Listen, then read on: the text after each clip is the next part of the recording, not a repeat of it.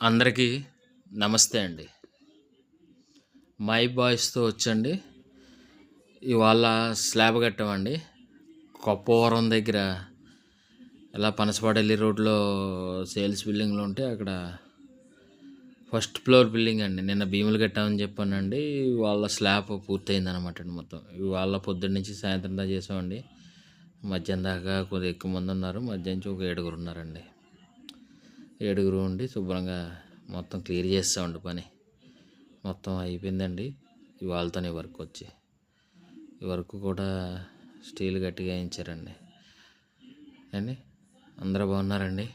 Okay అండి. Thank you అండి. ఈ పొలాలు చూడండి, నాట్లు వరి నాట్లు అండి. ఇది మొత్తం చాలా పచ్చగా అందంగా ఉంది కదండి.